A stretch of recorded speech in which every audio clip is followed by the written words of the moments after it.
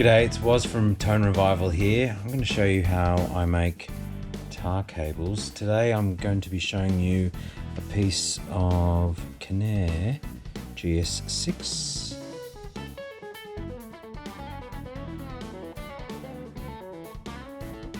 And I'm going to be using a Neutrik NP2X monoplug. Okay, so very first thing you do when you take the connector out, the boot, put the boot on. How many times have I made cables and forgotten the boot and cried when it was all done? Alright, so I use a little vise, desktop vise. You can use anything. I've used pedals, amplifier inputs if I have to, but just something that hold it nice and tight. So strip the cable. The tools I'll use are Pro Cutters, a Stanley knife. This one's a little bit blunt, so I don't cut through the cable too easy. Little pick. This is for valve bases as well. Great little tool. Solder, I use lead solder, 60-40. Make sure you use good solder. And my iron, which is a Heiko. Alright, so let's measure this. I usually go from here-ish to right here. Cut around. All the way around. Now what I do is I usually put a bend. It's already cut there, that's good. Here, the bend just kind of peels away that way. Just make sure we have cut all the way around. Great. It's cut all the way around. Now, pull that off. Use the pick. So this has got a woven braid on it. So I use the pick on this one. I'll just do a straight line down. Trying to leave most of the weave intact.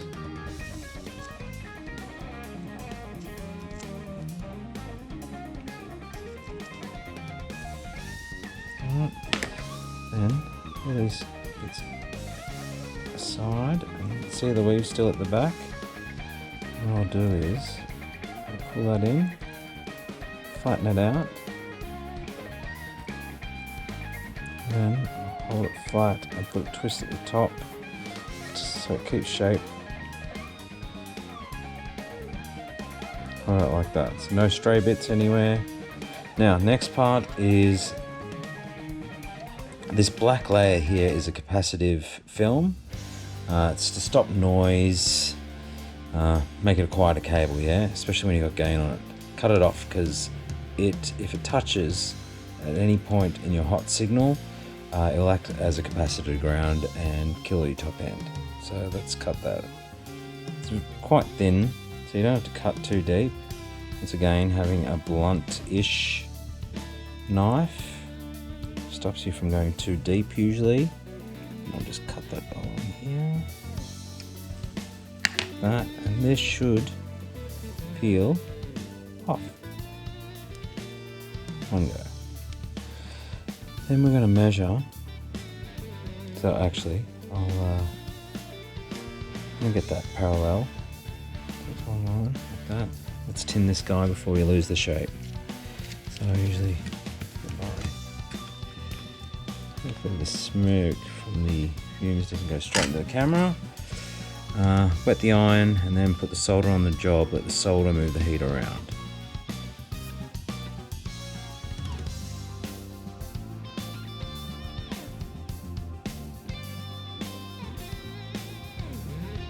Yeah, it's nice and tin there.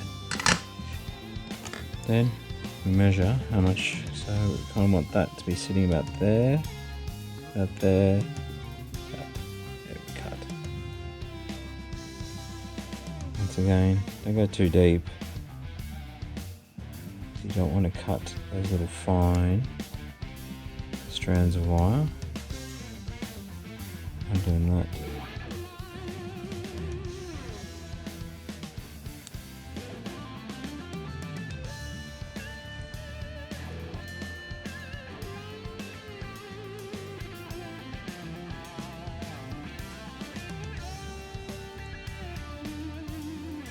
Hopefully I haven't nicked any of those.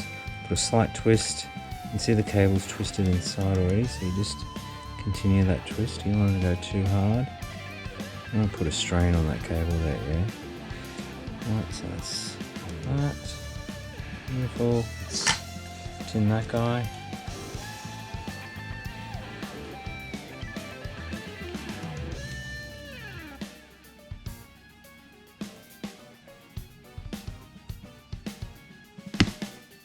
The excess off. Now I want to cut that so that it goes in just a little bit, so cut will be about there. And then the shield, I usually find this goes in nice and snug. Tiny bit of room there, and cut a tiny bit more off that. So I want the shield to live in there. So usually I'll cut it about there. About there.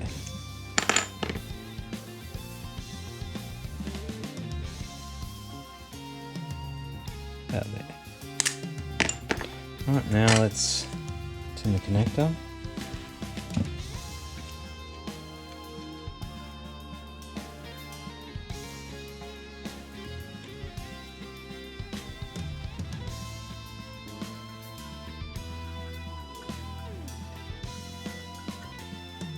And the hot just a little bit.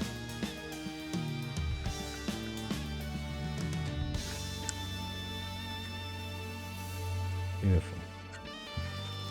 And then this is the trickiest part. Usually, so when applying the shield, I will heat that up first and then place the connector in. I kind of use the inner as a locator.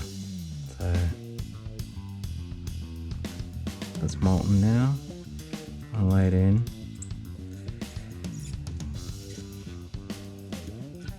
Like that. Yep, that's good.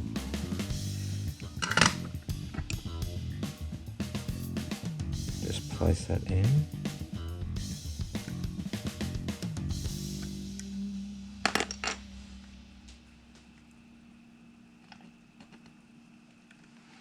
And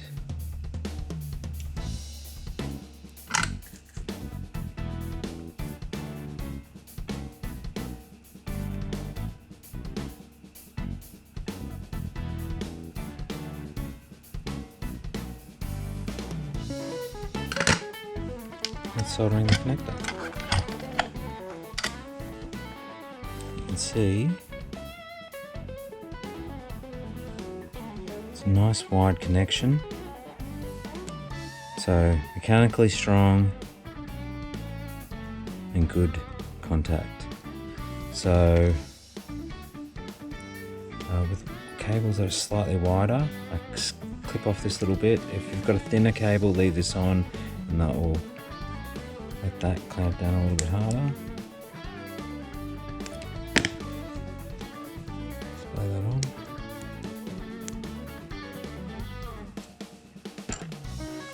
Bring up the boot that we've previously installed.